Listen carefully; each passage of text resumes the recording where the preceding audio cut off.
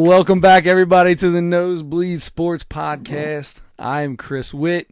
With me, as always, is Mr. Adam Schmidt. Adam, how are you today, sir? Outstanding. Again, I feel like I use that one a lot. We use outstanding a lot. We apologize ahead of time if there's some gurgling in the background. I have no idea why it's doing that. But to get us started here, we're going to get started right off the bat.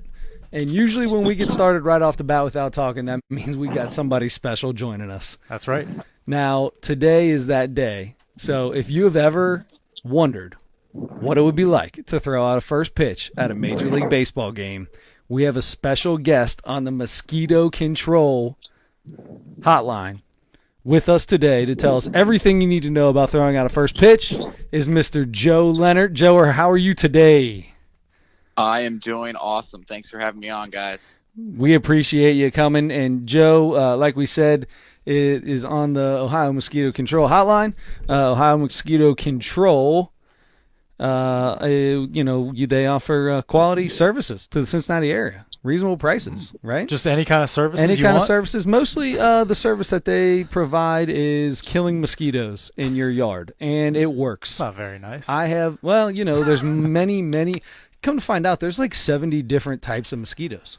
I hate every one of them. And so they've please got kill some them. kind of formula that takes care of all of them. No bites. Everything's good. It might take to the second treatment to get rid of all of them, but they're pretty much all gone after the first. Check them out. They can do one-time treatments if you got some kind of special party, or they will set you up with a whole summer deal. You ever heard of the Derek Dietrich species? He's not a mosquito. He's not a mosquito at all. It really is a species of mosquito. All right, we're done with that. Ohio Mosquito Control. Check them out, ohio-mc.com. You set up your appointment there. They'll bill you there, everything that you need to know, ohio-mc.com. That's Ohio Mosquito Control. They're the pest of the pest. Joe, buddy, I'm pretty excited to talk to you today, man. Always excited to talk to you, Chris. So Joe is a longtime friend of the Nosebleed Sports Podcast, one of the largest and most faithful fans that we have. Joe, we appreciate everything. We appreciate you tuning in every Wednesday, 10:30 on the Facebook Live. Yeah. I definitely do. Yeah. I definitely Always do. have a good time. Yeah, it is a good time. All right, so let's get into this. So Joe threw out the first pitch at the Major League Baseball at the Cincinnati Reds game. Was that this past weekend?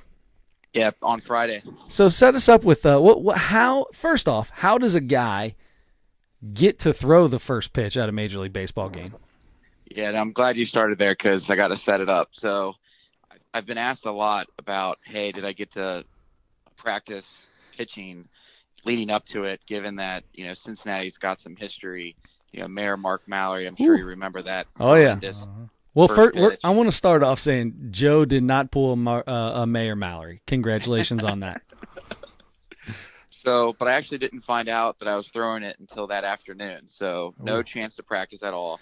They didn't let you underneath, like to do something underneath? No, nothing. Wow. They escort okay. you. So I find out that afternoon through my the law firm that I work for. We got the opportunity. Shout it out, man. Who are they? Yeah, KMK Law. We got to select someone to throw out the first pitch, and I just happened to be entertaining our summer associates, which is another way to say summer interns. Nice. In our firm suite at the ballpark that night. And so I was selected by the group to represent the group to go out and throw out the first pitch. So, but I didn't find out that happened until Friday afternoon. So it was sort of a last minute thing. Immediately kind of got on the phone, called Trish, my wife, and said, hey, this is happening. And so she got the kids together because they wanted to come down and watch me do it. You have to. Are you kidding me? That's like the first thing that the family has to be there.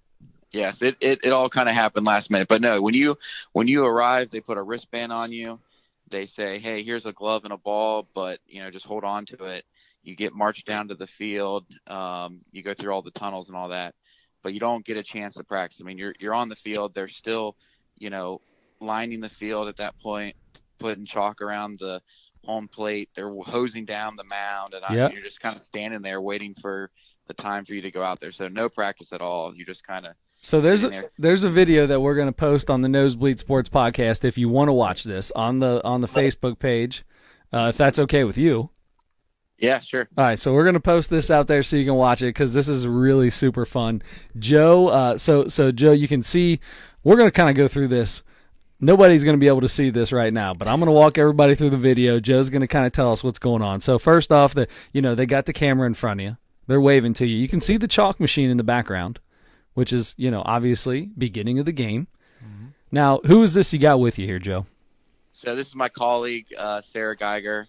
We're both litigators at KMK Law. So she was nice enough, I guess, to volunteer to catch it. So, again, leading up to the first pitch that afternoon, everyone was kind of in my ear saying, don't bounce it. Make sure you get it there. If you're going to throw it high, that's the way to go. So she keywords. She took one for the team. Keywords, don't bounce it. Let's just remember those keywords for a little later. Keywords for a little later. All right, so Sarah's here with you. You're here. They're announcing you guys. We're going to turn this up a little bit so the people listening can hear what's going on. Let's see. Here we go. As he makes his way out to the mound to offer up a ceremonial first pitch. I love it. Please welcome Joseph Big waves. Lehnert. Good waves. Oh, Joseph Lehnert. There we go. Geiger. Sarah Geiger. The catching duties on her shoulders this evening. All right, so Sarah's walking out there like she knows what she's doing. Did you guys have any conversation before this that she had? Does she have any idea of how to catch a ball or anything? No, our firm has a softball team. She's come out and played before, so she's more than capable to catch the ball.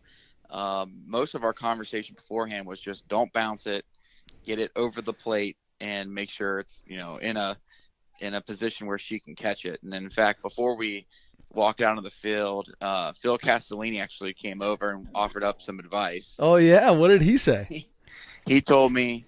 He said, you're kind of a big dude. I hope you're not going out there to try to sling it in there. And I said, no, don't worry about that. And then he said, all right, well, go up there, get on the rubber, but, just throw it like you're throwing a football in your backyard, nice and easy, over the top, and get it over the plate. And so that's what I aim to do. That was it. Hey, how cool is that? Phil Castellini. I've never heard this part of the story. So you got to hang out with Big Phil. Yeah, that's right. Did you get any veggies? Do you guys help him out whenever somebody gets all right, because you guys are business law, correct? That's correct. Have you? I mean, if it's something you're not allowed to say, just no comment me like every lawyer does. but have you ever had to litigate for any kind of bad veggies sold by the Castellini family or anything like that? I'll just say no comment on that one. There you go. That sounds good. So you're walking out at this point. We saw Sarah go behind the plate. You're walking out to the mound. Are you shaking? Like, is your whole body shaking, or are you thinking like this is no big deal? I'm just gonna toss it over and it's gonna be over. Are you a nervous wreck like I would be here? No, I just channeled my inner 2 Holloway, ice in my veins. Yeah, baby, I see ya. But honestly, I was just bring saying it out 5-2. Just get it over. Just get it over the plate. Bounce it. No nerves. No butterflies. No nothing. A little bit. I mean, I'm going to tell you right now. I'm walking out center stage, Great American Ballpark, and I have to throw the ball. Mm-hmm. All I ever do is talk about how accurate my arm is because it's the least strong arm ever in the history of throwing any type of ball. Same. But I'm a pretty accurate guy. Mm-hmm. I would be freaking out on the mound right now. Yep. If I was Joe.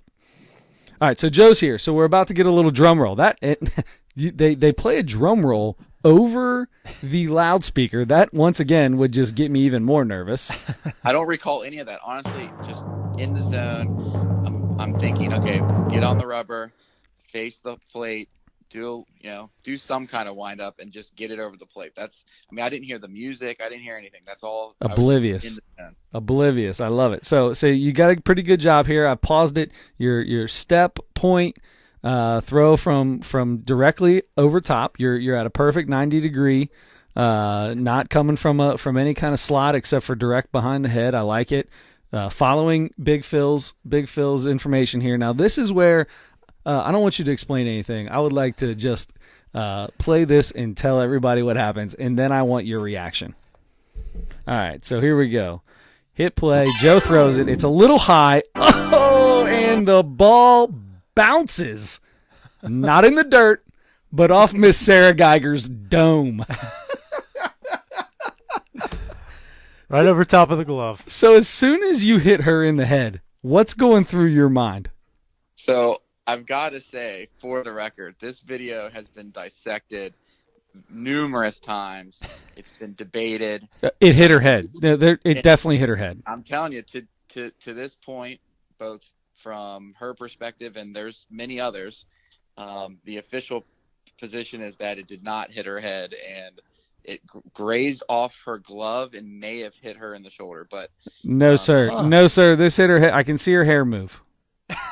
so, Boom, right there. The hair I can on see her shoulder. Clearly can see the hair move. This hit directly off the top of her I'm going to say the top right side of her head. Let me tell you why I believe what Joe's saying about the shoulder, because she didn't react like she got hit in the head with the ball. She reacted Well, it's not like it, he threw it hard. But it's still, I mean, first of all, kudos for going all the way out to the rubber, Joe. Yes. Because most people stand there like on the grass in front of or like on the front of the mound. Like, come on. Yeah, and then Go to the he even rubber. paused with he got the front leg up. Uh-huh. He got the front leg up, goes from the wind up too, not the stretch. Goes from the wind Well, up. there was nobody on base. Right. Goes from the wind up, step back, move, then the hold. I like the hold. That hit her in the head, dude. I'm slowing this thing down. That hit her in the head. I agree, though. She didn't act like it did. Now tell me this, Joe. No words here. Wait, no words from Joe. He's walking in. The video's on him. You don't say a word to her. She says something to you and you laugh. What happened? I think she said, "I thought I caught it." Oh, yikes. I think you definitely hit her in the head. Yeah. So if you watch it over and over again, it's funny to watch the people behind the plate. So Rosie Red definitely thought it hit her head because She grabs her put head hand immediately. on her head. But if you watch, there's another woman in a Reds jersey that kind of touches her shoulder to indicate she's kind of talking to the person next to her, and she seems to support that the thought that it just grazed off her glove and then onto her shoulder. Okay, I'm seeing the girl in the Reds jersey. She's behind Rosie Red, so not the best view. That's a big dome she's got to see past. I'm not seeing. Okay, here's the throw. Boom. Oh, she jumped a little bit. Like she jumped. Oh, that hurt. Because it hit her in the shoulder. Then she said back of the neck, shoulder area. Okay. Oh. I still think it hit her in the head. Doesn't matter. Joe, I got to say, man, that's one of the coolest things that anybody could ever do. I've never done it. I know that I never will do it. There's no reason for me to ever throw a first pitch. So congratulations to you. That's a pretty slick little debut right there. Yeah, I mean, in the words of Brad Pitt playing Billy Bean, how can you not be romantic about baseball? If that's not the truth right there. If that is not the truth right there. So any chance she sues you for hitting her with the ball? I mean, guess that would be right. a super case. Who's the better litigator here? I mean, you Wow. bonked her in the head, so she's going to be a little slower probably. I'll use my second no comment of the night. There we go. Good call. There This we is a go. smart man right here. Man, that's why he's a It's lawyer, funny, I man. told her if she would have fallen to the ground, we probably would have gotten Sports Center. Oh, there's no yeah. doubt. Yes, there's no doubt. And Cincinnati first pitches would be right back on where we were with Mark Mallory. So you got to keep the ball, correct? Yeah, that was another thing is that so because she was the catcher, whoever picked it up, handed it to her, and there was kind of like a brief, awkward kind of who gets this? moment of who gets to keep the ball. And she looked at me and said, "Oh, you get the ball," and I'm like, "Okay." Yeah, I'm not going to say no to that. Yes, you're right. I get the ball. Thank you very much. Did you have her sign it? Did I have her sign it? Yeah, did you have Sarah sign it? No, but maybe I should. Yeah, I think I would have Sarah sign it. I think I would write first pitch, whatever, May, June, whatever date that was. Yeah, have her sign it up. That's pretty. Yeah, that's a pretty special probably, day. That's probably the second biggest question I always get is, could I have picked a player? And I guess they just don't do that. You can't. Yeah, You can't pick a player to throw to. there's nobody. Because there. once in a while, a player does come out. I Yeah. guess maybe if they don't have anybody, they just see if somebody wants to volunteer or something. I don't know. Yeah, I don't know. That's crazy, Joe. That's pretty slick. So congratulations. If anybody wants to hit anybody, first off, Joe's a pretty good follow on Twitter. Absolutely, he is. Yeah. Joe, what's your Twitter handle there, buddy? It's at L __Fuego. El Fuego. That's it. What's the Just, story behind that? yeah. So He's it goes on all the way fire. back it goes well. Yeah, fuego means fire, but So you're the fire? Does that mean make yeah. you the fire? well, back in 3rd grade CYO basketball, Oh, Oh, there okay. was 2 Joes on the team, and every time they yelled Joe on the court, it created confusion. So one of my coaches just started calling me by the first initial of my last name, L, and I've been called that by my grade school and high school friends ever since. So they call you El Fuego. Yeah, or just L. Or just literally L. the letter L. That I was love my it. nickname growing up. That's awesome. That is nice. Ah, well, dude, that is, I'll tell you, that's pretty slick. All right, so, Joe, you've been with us for a very long time. You've been watching us forever, listening to us forever. Do me a favor, and do you have any questions? Do you have anything you would like to bring up? We're going to let an open topic. We're going to have an open topic here for you. Do you have anything for us to throw some ideas at or spit at? Yeah, I mean, obviously, every week I always got a bunch of things to say in the Facebook Live comments, but this one just is on my mind just within the recent hour because it's been a heated topic on Twitter. So I guess last night, I think it was in a minor league baseball game, combined no-hitter going into the 9th, 1 out, and the hitter bunts on to first. Yes. And there's a big debate going on in the baseball world about whether or not that violated some kind of unwritten rule. So yeah, I just throw that out there as a topic. All right. So first off, before we go to this, because I got I feel very strongly about this. okay. All right. And this came up, I want to say about, I don't know, 10, 12 years ago. This happened when Schilling was pitching in Arizona. I'll never forget I feel that. like it happens like once a year. Really? No, kinda not feel that. like that. Not. Maybe it's happened a couple other times, but there's some big ones that have happened. Anyway, the Schilling one was a big one. So I'll let you start though, Joe. What do you think about this? Well, my first thought is that it's really an academic question because 2 things. First, last night's game, it was a combined no-hitter, so I have less issue with it because it was a combined no-hitter. What was the score at the time? 3-0. 3-0. Okay. That's important. Yeah. It's that is so important. It's not even funny. Yep. So combined no-hitter, and also I'm of the opinion that the base runner actually ran outside the base path and should have been called out for that regardless of whatever happened. But that's besides the point. That's not why Besides the the fight point. broke out. But no, the question though is should that be allowed? I think so. I think you play to win the game. And, I love it. I think especially with 3-0, I mean 3-0, I think that's significant. I think if you're someone that's either not hitting well or just needs to get on base. You know, if it was Billy Hamilton, one back in his day, Hell yes. I'd be in his ear saying, you better bunt to get on. Because you definitely ain't hitting against this guy today, obviously. He hasn't given up a hit. Here's my deal. But Go I ahead. say bunt. Bunt. Yeah, 100%. I have no problem with it. This score's got to be less than a 5-run game. 5 runs or less. I'll even give you 5 runs. I'm okay with it because anything can happen in a baseball game, and bunts are one of the best rally starters that you can have. First off, you don't see them very often, and if you're getting beat, nobody wants to get beat, and nobody wants to get no hit. So if you want to go up there and you want to throw a no hitter, then throw a no hitter.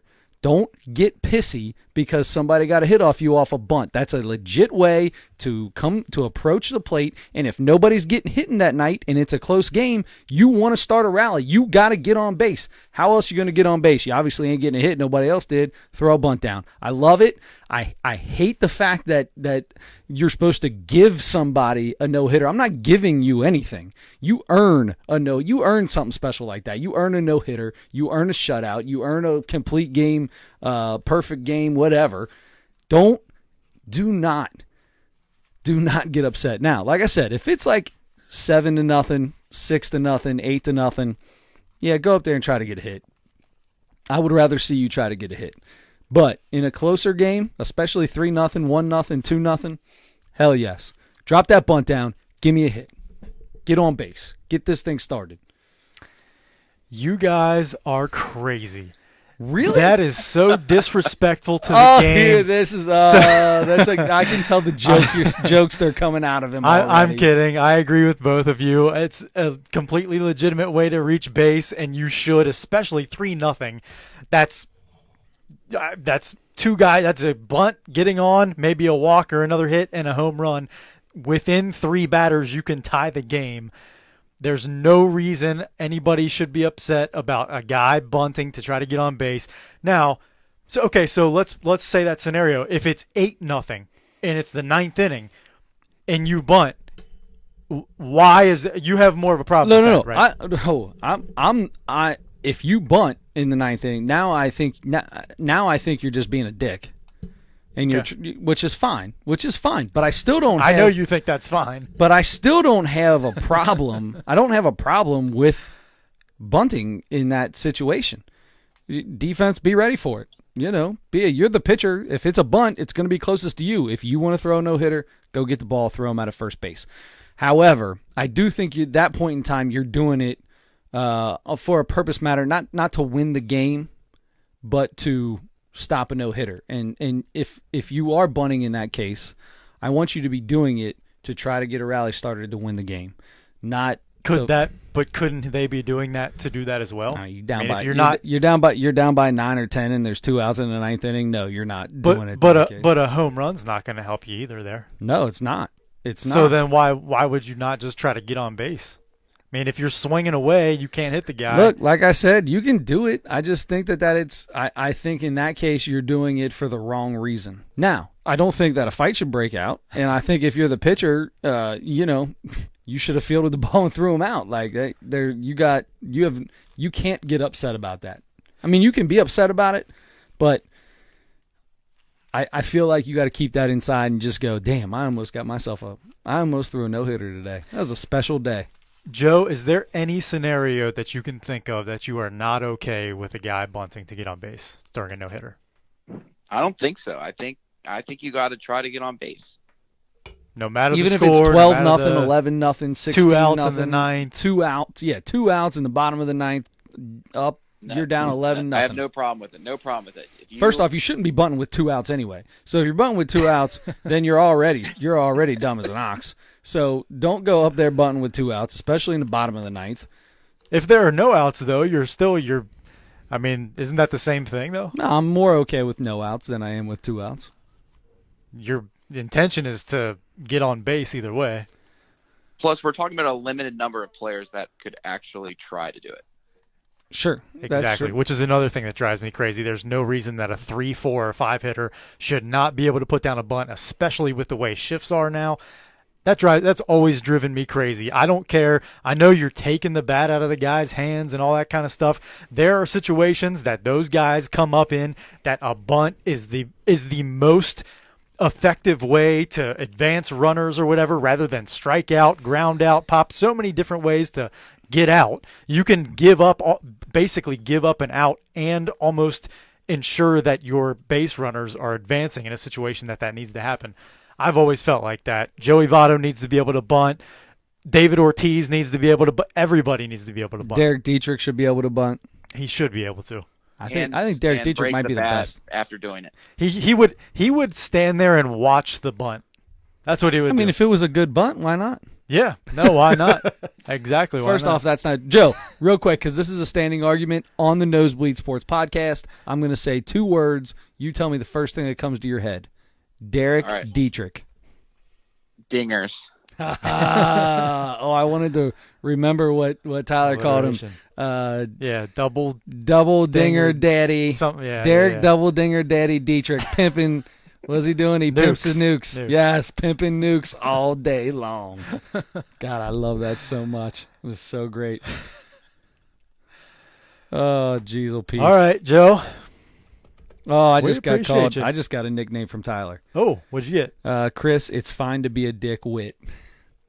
I should have never said that. I apologize. We try to keep this thing as close to PG as possible. I was just referring to your support for Derek Dietrich standing there laying down in the batter's box after he hits a home run. I said it, and then you looked at me and said, yeah, you would. So basically, you're calling me that. No, but that's what I'm saying because of your support for Derek Dietrich. That's what I meant. Gotcha. Yeah. things are slow for me, and I'm just realizing that my cousin Adam is calling me names. Oh boy. All right, so Joe, you got anything else before we let you go, man? Because No, we're gonna good. talk about some NBA finals. You want to give us your finals prediction? Just to say the third quarter, I believe, just ended, and the Raptors were up. Was it 96-80? They're up like 16 points. They're up. Yeah, I want to say 12 or 14, but yeah. So that So would three finals. I had Warriors in 5. Not sure I can really feel strong about that, but I still think the Warriors find a way to pull it out. So I said Warriors in 5 too. So so we agree in that case. However, none of us could have ever known that KD and Clay weren't going to be there for a game. I mean, it's hard to stick by a prediction when people get hurt. So now that the injuries have come through and we are this close to the series being 2-1 Raptors, what's your thoughts now? Still think Warriors in 7. I'll say. Go in 7. I like it. All right. Very nice. That Very sounds nice. good. I'm with you too. That's I just was because I've turned strongly against Toronto after seeing that Nick Nurse has his own logo hat. Oh, I didn't see he had his own logo hat. I didn't see it either, but I heard about it. I forgot about that. I kind of go against the Raptors just because Nick Nurse has his own masseuse on the sidelines. I was just gonna say, is his logo Drake standing behind him giving a shoulder massage? That's what it should No, be. it's literally just the letters NN. Wow. Wow, I like that. Good for him. All right. Maybe it stands for nobody's nuisance. I'm good. I don't know. I got I'm getting Chris a Nick Nurse hat, I think. I want an NN hat. I'd take an NN hat. Yep. I'd rock an NN hat. Rocking the Seattle Mariners hat today. The old late '80s Seattle That's a Mariners beauty. hat. I'm Such a loving beauty. I'm loving this bad boy today. This is a brand new hat thanks to the neighbor. The neighbor kid brought me a hat over. Big shout out, Danny Cox. All right. Speaking of, so Joe, listen, El Fuego, we appreciate you coming on, and congratulations to you. Congratulations to you being able to throw out a first pitch. That's pretty spectacular. You did bounce it though, and you bounced it off her head. Hey, one quick thing about that. If she would have gotten down in the crouch, I mean, you'd have thrown a strike, obviously, right? Yeah, you wouldn't have thrown it as high. Probably you Right. would have thrown it Yeah, over. yeah. It would have been a lob, but it would have been the same lob, just lower. Yeah, we talked about it. It was agreed there was going to be no squatting due to a tire, and so I said, yeah, I'll just lob it over, get it over the plate, and just make a nice catch. What's she worried about? She's got one of these girl shirts that like are longer in the back and in the front. Nothing's popping out here. I don't think that. I think it was just having jeans on. I guess I don't know. Oh, okay. I think you always got to go to the crouch. You would have snapped off that curveball, that Uncle Charlie, and it would have dropped right in there for a strike. I continue to watch this. She got hit in I the would have head. been a little more adventurous if she would have gotten down in the catcher's stance. As a kid, I threw sidearm, so maybe I would have gone with a little submarine action. Oh, nice. I mean, the ball definitely did not hit off her head. I keep watching this, and unless you got a different angle from behind, it bounces and goes off to the side, and it's head height when it goes straight left. I don't know. The official review says not off the head. Yeah, I guess I would have to. This is crazy. I need to talk to the official scorekeeper at the Reds game or the official review guy in New York in Major League Baseball because this hit off her head. I got beef. The I want person you have to talk to is her. She knows whether it hit off her head or She'll be not. my first. She'll be my first witness that I'll destroy and bury on the stand. He's gonna need some coaching, Joe. Oh yeah, she will not be a cooperative witness, and I think you'd have your hands full. I'm down for it. All right, hey brother Joe, thank you so much, man. We really appreciate it. El Fuego. You got anything you want to shout out while you're out there? Just zip them up. Looking forward to next Zip year's 'em season. up. Yes, sir. Go Muskies. All right, see you guys. Thanks, Joe. See you, See you, buddy. Joe. All right, bye. Joe Lehnert, everybody. First threw out the first pitch at the Reds game this past Friday.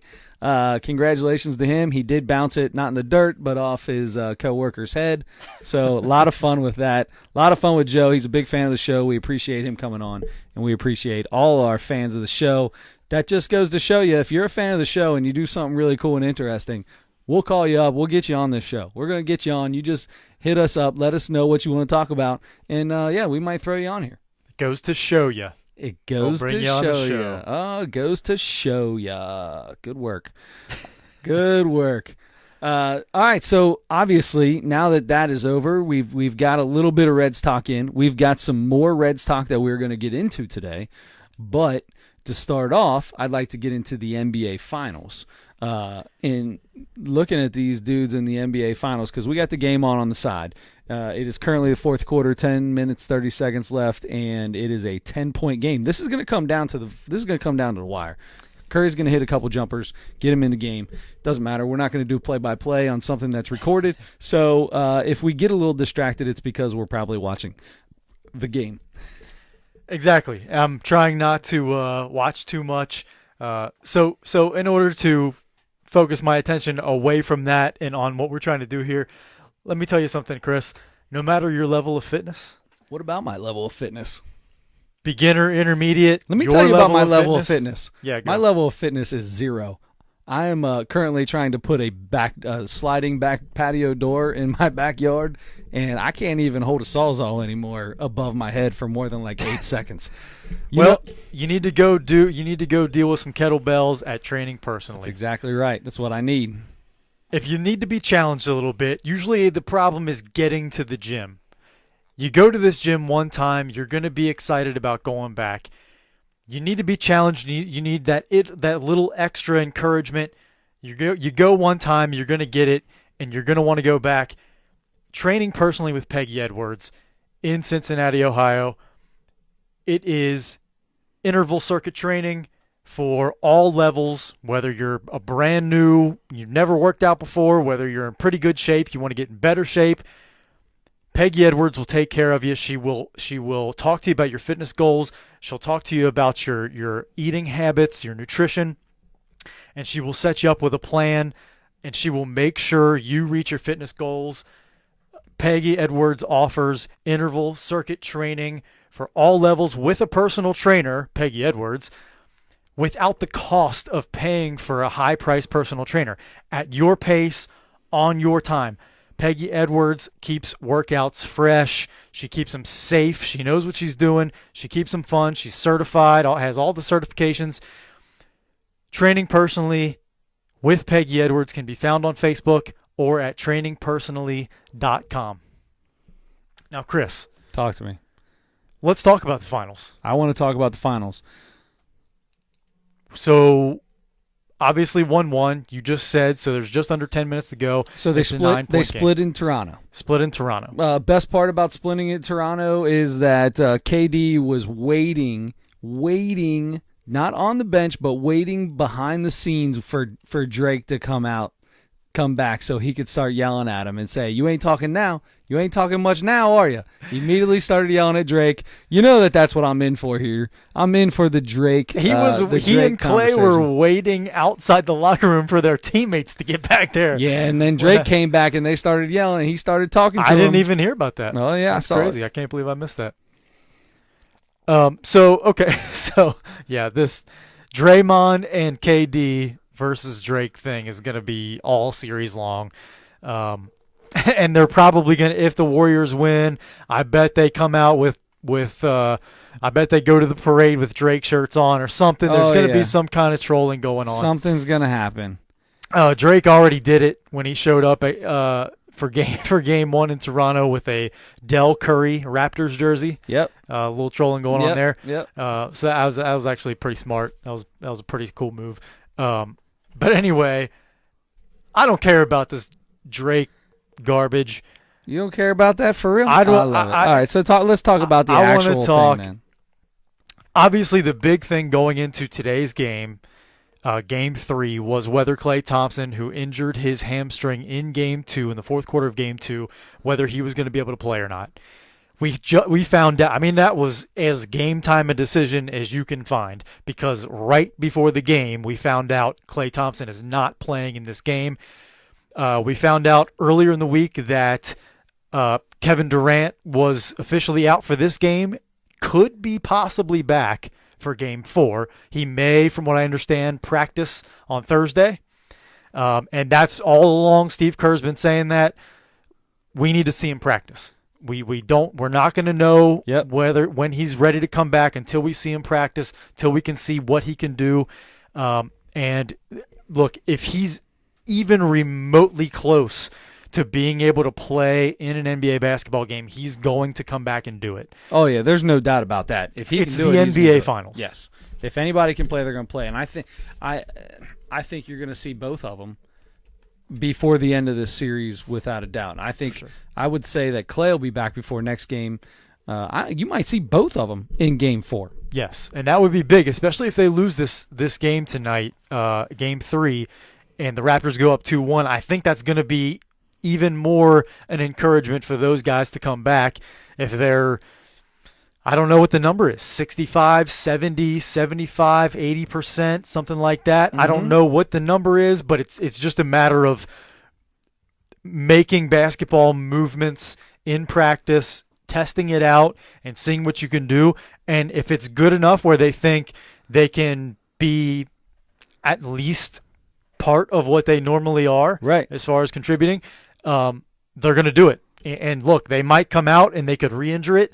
And that is the risk that you take, though, in the NBA Finals. This is about winning a championship. This is why you play. Exactly. So there's no the interesting thing, though, is they're both free agents after this season. So I can't stop. I can't stop watching this. Continue, because you are watching something. I got breaking news that I want to put out here, and we might get part of this taken off, because I'm about to play something that was on ESPN. So you remember? Go ahead. Really continue. quick. Let me ask you this question: how much, if you are one of these guys and you are a free agent after this season, in a week, basically, you become a free agent. Yep. How much is it in your head? Look, I need to make sure I don't re-injure myself so that I can sign a max deal. Both those guys are probably going to anyway, but. How much of your future and your next contract are you thinking about when it comes to deciding whether you're good enough to play? With these two, right now, if I'm KD or I'm Klay, it's not going through my mind at all. If I'm KD, whether I get injured or not, if I come back and get injured, then I can just blame it on coming back early, and then I've got a whole off season to prepare. You're getting a max deal wherever you go. You're getting the super max. You're getting or whatever it is. You're going to get it. Klay, I think the same for Klay, because I don't think Klay wants to leave Golden State, and the owner there has already said we are going to offer Klay a max deal when he's already said he's going to do it. So. I think that there's enough faith in Klay, and how often is Klay Thompson ever injured? That dude, I feel like he's the one on the court more than anybody on this Golden State team. This is the first playoff game he has missed. So there you go. So in his career. So, you get a little something happen to him, a little tweak of a hamstring or something. That happens a lot. The guy's played, what has he played? 10 months out of every year for the last 5 years. So it's a lot of basketball. He just needs some time to wear off. I think if I'm Klay as well, I'm not worried about it one bit. I'm just worried about winning this, especially if they lose this game tonight, which they are currently down 13. So it's getting closer and closer to them being down 2-1 and needing both of those guys on the court. Yeah. And I think I just have a gut feeling, really having no inside information or anything, obviously, but just a feeling like they'll both be back for Game 4. It sounds like at least Klay will be back for Game 4, because he said, I can't imagine missing. He actually said that about this game, so they must have told him, like, look, we got home court back after we split in Toronto. Even if we go down 2-1, if you get those few days off, and there are 2.5 weeks off in between each NBA Finals game, so you get all this time off. Exactly. That's an exaggeration, but there's so much time off. It's in between 2 to games. 3 it's 2 to 3 days. You never get that during the season. Right. So 2 days when you're at home, and 3 games when you got to travel. So I mean, he's getting like 6 days off really when he doesn't have when he misses this game. So because they played Sunday, so Monday, Tuesday, Wednesday, Thursday, Friday. I think the next game Saturday, I want to say. So he's getting almost an entire week off by missing this game for a strained hamstring, which isn't nothing. It's that's a fairly big deal, but it's not it's not a major thing that he's obviously going to be out for the rest of the series or anything like that. So exactly. All right, so real quick, I think we got some breaking news here. You guys remember in 2008, the Boston Celtics won the NBA championship, right? Mm-hmm. Paul Pierce, ESPN analyst, who is a nutcase now. He's just constantly throwing out hilarious takes on whatever is going on. And most of the time, Jalen Rose, Chauncey Billups, and Michelle Beadle usually laugh at him whenever he says anything. Well, I'm going to see if I can make this play. And if we can hear it, I apologize to ESPN. What we're doing is critiquing it, which is legal. You can critique a song and play it. So that's what we're going to do. We're going to listen to this, and we're going to critique what Paul Pierce has to say. Let's see if this thing works here. Paul here, 11 years ago today, wheelchaired off the floor for reasons he will keep to himself. I have a confession to make. Whoa. I just had to go to a bathroom. Wheelchair? I had to go to the bathroom. But why did you need a wheelchair to get to the bathroom? It was that bad. Something went down. I had to go to the restroom. Michelle Beadle. You were streaking? Okay, anywho, injuries. That's it, Injuries that's are the it. story of tonight. Holy cow, the truth comes out. that's the truth. Paul Pierce, the truth. Paul Pierce comes out. So my man needed a wheelchair because I think he had a little short. And listen, here's the deal. Coming from a man who has had the problem and the issue before himself while driving down the road, we've talked about it on this podcast. I've done it to myself. When you think you got a little toot coming out and that thing turns into a little bubble and the bubble explodes and now you can't do nothing and you're on, this is the NBA Finals. He's laying on the ground. He acted like he was hurt so he could get on a wheelchair so nobody could see because they had white uniforms on. It was a home game. I was going to ask, do you remember whether it was a home game? It was a home game. He was wearing white. He didn't, the streak. So the confession is out. He went back, dropped a deuce. Congratulations, Paul Pierce. I'm proud of him for coming out. That's my critique. I'm proud of him for coming out and admitting that he really just had to poop. He didn't say that specifically. Oh, no, but he did say that was the end of the conversation. He said he had to go to the bathroom. He had to go to the bathroom, whether it was number 1, 2, 3, whatever it was. Can I just go ahead and say it was number 2? Well, that seems to be what Jalen and Chauncey thought it was.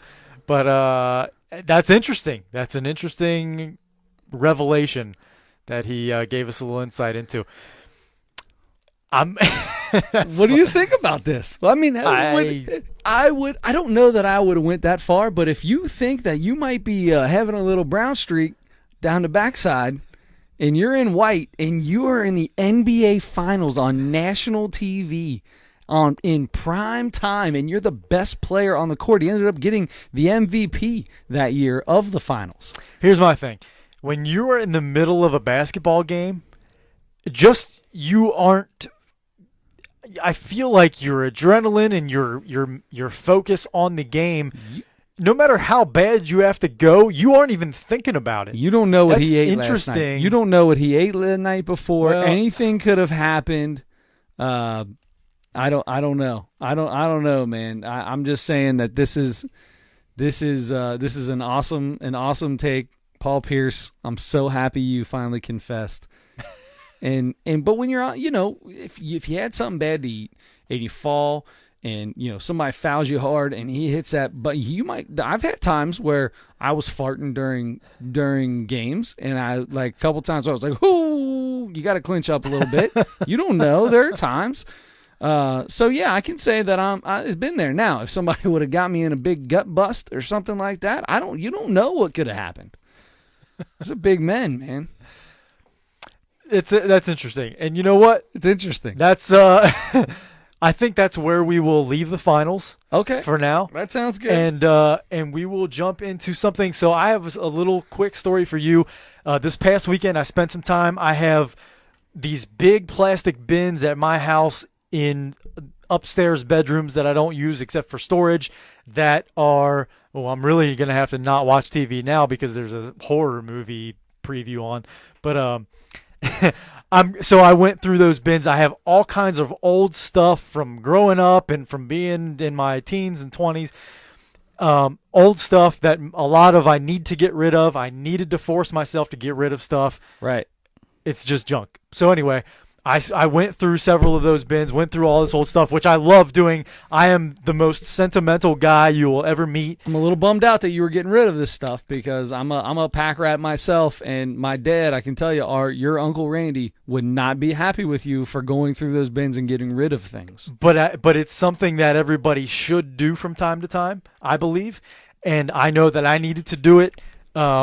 I still kept a lot of stuff I shouldn't have kept, so you'd be probably proud of me for that. But among the things that I forced myself to get rid of, and years have gone by where I went through these things and I decided to keep them, and I finally convinced myself it's time to let go. So you and I went to a million Reds games, especially from like between our 17, 18 years to, when you started having kids or whenever we there was a span though for about 4 years where Yes. we went to 20 to 30 Reds games a year. Absolutely. Just going and buying top 6 seats or buying the cheap seats. There was definitely a good span of time. Yes. Now, so from Some of the best times of my life. By the way. absolutely, I love those times. I got back into baseball then. I just like started loving baseball again in my late teens or something like that, and we started going right at the end of the Riverfront Stadium Yep. and going into Great American Ballpark, which opened in 2003. So I had a stack of tickets and scorecards because you really taught me how to keep score. Sure. At the game. Something everyone should know how to do. Absolutely. It's a lot of fun, helps you stay focused on the game. Anyway, so for a long time, I was keeping score at almost every single Reds game I went to.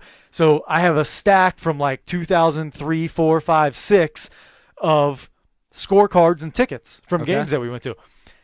So I went through these scorecards, kind of looked at some of them, and it was kind of fun to look at the names and that were on these teams and who pitched and what everybody did that day. And during Reds games, every single Reds game in the, I want to say 5th inning, I believe, they put up a scoreboard stumper, which is just a baseball trivia question.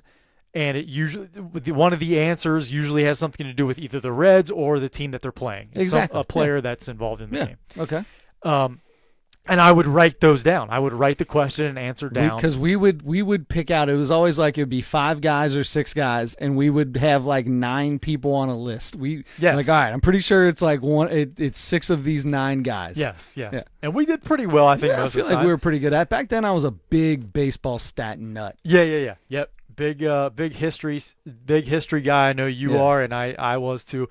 So I found a couple of these things. So most of the ones that I went through are 13 years old. Sure. So a lot of the answers to the trivia questions I either knew for sure or I thought may have been a little bit different. There may be another guy or two on there by now or whatever.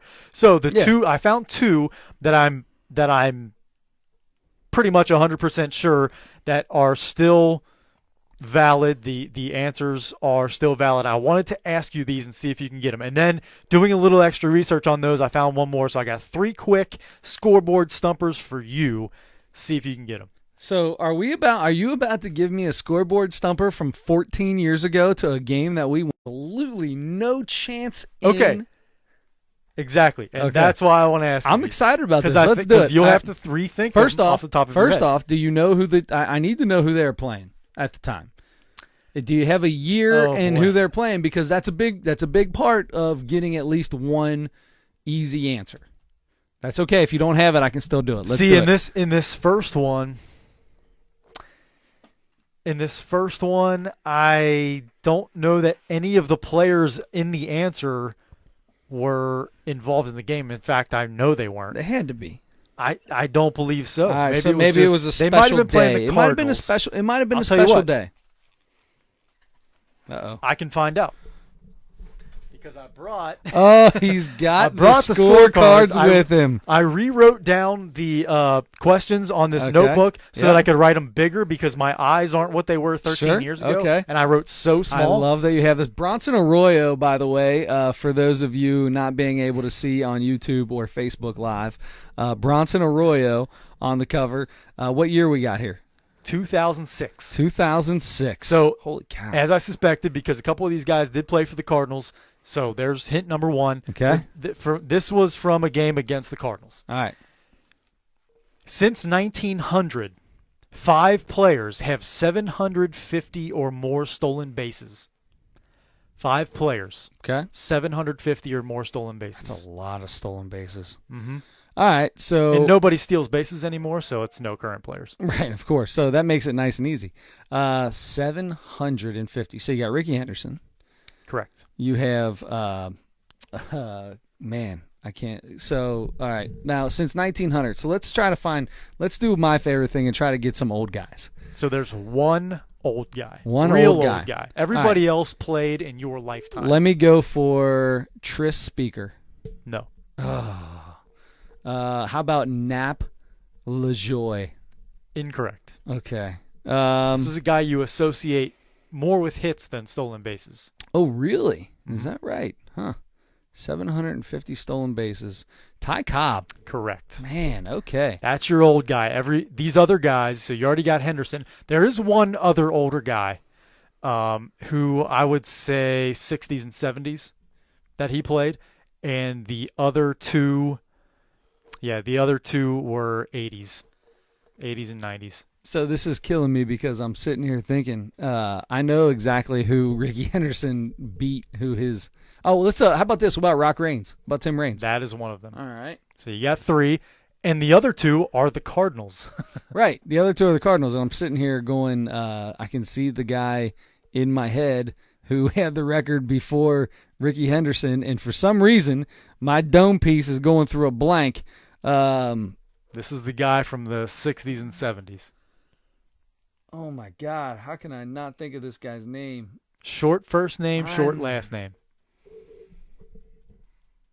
All right, you got to just say it. Just say it because this is making So me that one upset. is Lou Brock. Oh, Lou Brock, you stinker. All right, so the other one's a Cardinal. So then if it's a Cardinal, so I'm going to go. I mean, you got Stan Musial, but there's no chance he's going to do it. So then I would roll the dice on a guy like, I don't know, how about Willie McGee? No, that's a pretty good guess, Yeah, but not thanks. correct. All right. When did this guy play? Like 80s into the early 90s, may have retired like maybe mid-90s. Oh, mid-90s retiree of the Cardinals. I got no idea. You're going to have to give it to me. Vince Coleman. Wow, Vinny Coleman. All right. Well, I got 3 out of the 5, right? Not bad. I'm Not pretty. bad. I'm pretty excited about that. That's your All right, 5 3 out of players, 5. 750 All right, or more stolen bases. Next question. next question. 4 players have 500 home runs and 8 gold gloves. I love this question. Oh, that's a good one. All right. So who were they playing? They were playing the San Francisco Giants in this game. All right. So I'm gonna say the San Francisco Giants. Barry Bonds. Yes, All right. Barry Bonds, Ken Griffey Jr. correct. So we got This other guy also played for the Giants. Bonds but- Jr. Oh yeah. So you got Willie Mays. Correct. Bonds Jr. Mays. Wow. This other guy is going to be Hold on. tough. I think I got a pretty good Okay. idea on these. I think I've got these here. Okay. How many total were there? 4. There's 4. So Your I've got first 3 guesses were 3 of the 4. I got 3 of the 4. So I'm gonna throw 2 names out there. One which you would have said is an automatic. I don't know why I would even think he'd have a Gold Glove. Maybe because he had a cannon of an arm, but he was a big guy. He had a lot of assists. We learned last week on this show. Babe Ruth. Incorrect. Okay. 508 Gold Gloves. 508 Gold Gloves. Let's see. This guy played in the 80s. 508 gold. Okay. Let's see. Was a teammate of Pete Rose. Mike Schmidt. Mm-hmm. Man, that's a good one. Mike Schmidt. Oh, I love that. That was a great question. Yeah, I feel like I did good on it, so it was a good question. You did do great. All right, here we go. Last one Last one, I had. last but not least. 6 members of the 500 home run club are also members of the 3,000 hit club. 6 guys with 500 home runs and 3,000 hits. Okay, so we'll start off with Babe Ruth. Incorrect. Oh, I'm sorry. He's got 2,800 and some. So Hank Aaron, Correct. Willie Mays, Correct. 3,000 hits. So there were, This is tougher. 3,500. I'm going to go with, what about a guy like Eddie Murray? That's correct. Okay. Very good. And then what about Palmeiro? Oh, my God, yes. Okay, so Palmeiro. And your 2 other guys, one is fairly recently retired and the other guy's still playing. So Albert Pujols. That's correct. All right. And then fairly recently retired, 500, 3,000 hits. You're gonna guess this, and you're gonna guess the 6 guys in like 7 guesses, and I'm gonna give you a kiss on the mouth. If I could, and the one that I guessed first was Babe Ruth, and I knew that was wrong because I just looked his stats up last week on the show and was surprised that he didn't have 3,000 hits. All right, this is going to be just recently retired. I was about to say the Hawk, but it's not Andre Dawson. So let's go. All right, just give it to me. Who's the last one I didn't get? Alexander Rodriguez. Oh, I the don't know if cheater, Alexander's the is cheater, the cheater. The cheater. A-Rod. All right. So there you go. That was A-Rod. fun. I feel like I did pretty You good in did there. very well. I'm pretty impressed with Almost. myself. You were surprised about the Palmeiro and Eddie Murray. I thought That's right. I specifically remember those guys. One Yeah. of them, I can't remember which one, hit a home run on their 3,000th hit. Oh no. Well, so did Wade Boggs did that too. And so did Derek Jeter. Derek Jeter's 3,000th hit was a home run. Was it really? Yep. Good for him. So was Wade Boggs. Okay. Let's go right into our MLB. From there, right into our MLB triple play. 3 things about Major League Baseball. This is the MLB draft themed triple The play this MLB week. Draft themed triple play brought to you by nobody because we say these commercials and we don't get any money for them. But That's the it's same all people fun. that sponsor EJ's Nito Stat of the Night. Oh, EJ's Nito Stat of the Night. EJ's No Nito idea Stat what of the that Night. is, but let's do it. All right, so we'll start off with the first thing, the Major League Draft, I believe is still going on because there's 475,000 rounds in the Major League Baseball draft, and they're on, I believe, like round number 86 right now, so it'll probably be another week or 2 before they're done. None of that is true. However, let's talk about who the Reds have taken so far in their first pick. Number 1, I was happy with this. They took a left-handed pitcher from TCU, Nick Lodolo.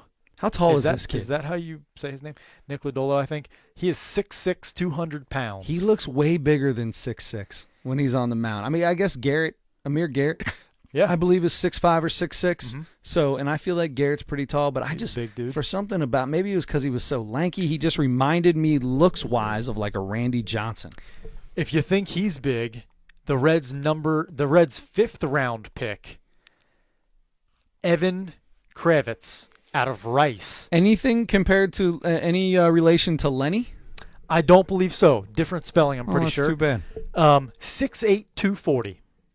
6'8", 240, another 240. left-handed, big left-handed pitcher out of college. That's the best thing you can draft, in my opinion. We'll get a little bit more into that in a minute, but so they did. They went with a pitcher, left-handed pitcher, with the first round pick, 7th overall.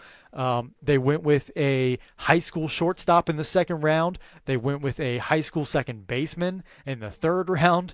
They went with a junior college second baseman in the 4th round. They got that pitcher from Rice. They got another college pitcher, right-hander this time, in the 6th round. So they've got, they drafted, I want to say it was like 8-9 pitchers, something like that, in the first 30 rounds. So their first 2 picks were Nick Lodolo and Reese Hines, right? Right. First 2 picks. All right, so let's be honest. The Reds have been drafting pitchers for a very long time. And I think it's something that most teams do and try to shoot for, unless you get a fantastic, somebody so high on your board because of the way that they hit or power numbers or raw power and things like that teams look for now. But the way the Reds have been going, it's like let's load up on pitchers and get a couple of them to come through. I mean, you got a guy like Nick Senzel, who was the first pick, Hunter Green, who they turned into a pitcher as a first pick. Phil Irvin was their first pick in the draft here about 5 years ago. So kind of split it up. Robert Stevenson was a first-round draft pick. So they've kind of split it up back and forth, pitchers and fielders. But now that they're getting a little lower in that draft order, you see them, instead of picking one or two like they have been the last couple of years, this is a little more fun here. So Nick Lodolo, pretty excited about this kid. Yeah. Big, strong lefty. I say let's get his butt up here. Let's make him like Mike Leake and never play a game in the minor leagues. I'm on board with that. Although they're Straight not out of Texas. Remember that? He came from Texas, got drafted, and whoop, right into the big leagues. Right. And but the difference is, at that time they were in desperate need of a pitcher. Right now, the Reds are in better shape than they've been in about 6 or 7 years, right? So so they don't need to rush anybody right now. Now, by the end of the season, they might need to. Who knows? But for me, the cupboard, as far as drafting pitchers, the cupboard was bare for a long time. It was. The Reds farm system did not have a lot of great pitchers in it. They had good pitchers, but they just weren't developing. It seemed like you drafted a lot. We drafted a lot of high pitchers, but guys just weren't developing. Yeah, but it's starting. It seems like it's starting to come to fruition a little bit. They did. You got Luis Castillo right now. You got a few other guys that along the way. You mentioned Mike Leake. They have gotten up here, and they've worked out fairly well. I mean, nobody's like setting the world on fire, except for Luis Castillo. Except for Luis Castillo, and aside from his 2 or 3 of his last 4 starts weren't. You know what though? This is still only his second full year in the big leagues. It'll be all right. Yep. I feel fine about him for the most part. Wow. So anyway, that's it. Really, that's all you feel is just fine for the most part about Luis Castillo? Yes. Just because of the way last year went, he looks a lot better this year as far as being consistent. But the end of last year, he was almost unhittable. The end of last year, because the beginning of this year, he's been almost unhittable. Right. Now, like you said, 2 out of the last 4 starts were kind of rough. Right. But he fought through some tough innings last night to really gut out a really good performance. Which was awesome to see, because he's got to do stuff like that. Sometimes he dominates the entire game. I mean, he dominates 6 innings and then he takes a seat. But I'm just learning to deal with it. Good boy. Now I'm Adam's dog. We've seen, so they're counting down, by the way, 40 seconds left in this game. Toronto's up 121, 109. I thought you were going to try to do quick math. It's 12. Good right? job. Yeah, that's right. Now it's 14. So anyway, sorry. See, got distracted. Yep, got distracted by the NBA Finals game. Anyway, so continue. Toronto's up 2-1. But the Reds did take a pitcher first overall, or in the first round, 7th overall. So I'm happy with that. We'll see what he does. We've got these other infielders. You never know. I mean, it just, like you said before, the Reds are filled with middle infielders. Their farm system is absolutely filled with middle infielders.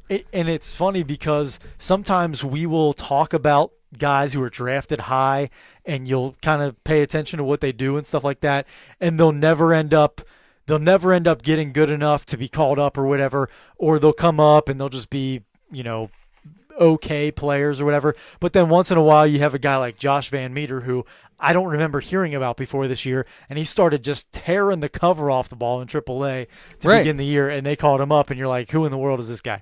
So anyway, it is all about how you develop. You never know. That's why character goes into these drafts too.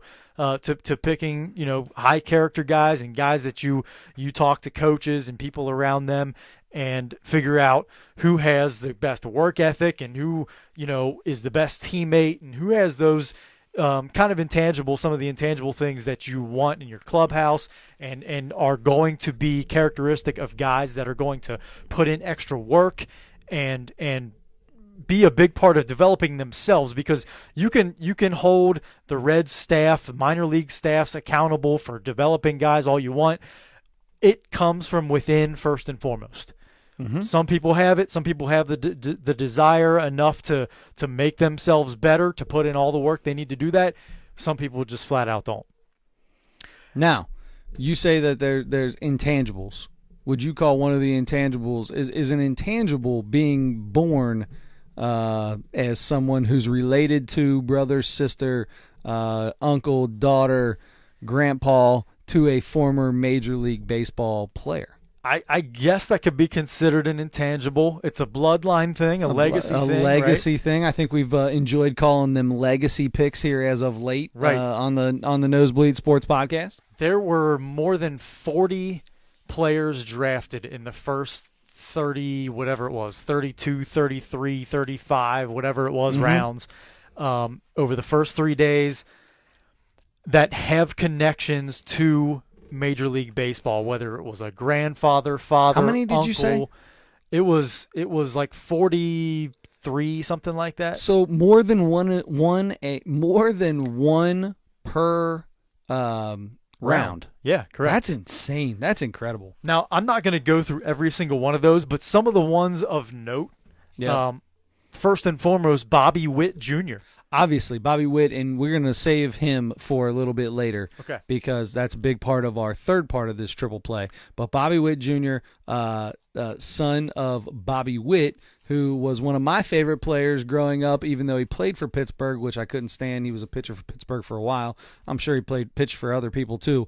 But the closest thing to somebody with my last name. He's missing an H in his name, but I loved having Bobby Witt cards when I was a kid. I didn't realize, but Bobby Witt won a World Series with the Diamondbacks in 2001. Do you remember him being on that team? I never would have guessed he was on that team. Me either. Get ready to feel old right here, Chris. You ready? I'm ready. So Matthew Lugo is a shortstop that the Red Sox drafted out of the Carlos Beltran Baseball Academy in Puerto Rico. Julio Lugo. He is Carlos Beltran's nephew. I thought it was Julio Lugo's son. That's what I would think, too. Carlos Beltran's nephew. That doesn't make me feel old because, dude, you don't know how old somebody's brothers and sisters are. You know, Carlos might have been one of the youngest kids in his 13-kid family or something, and the oldest, he might have a nephew that's older than him.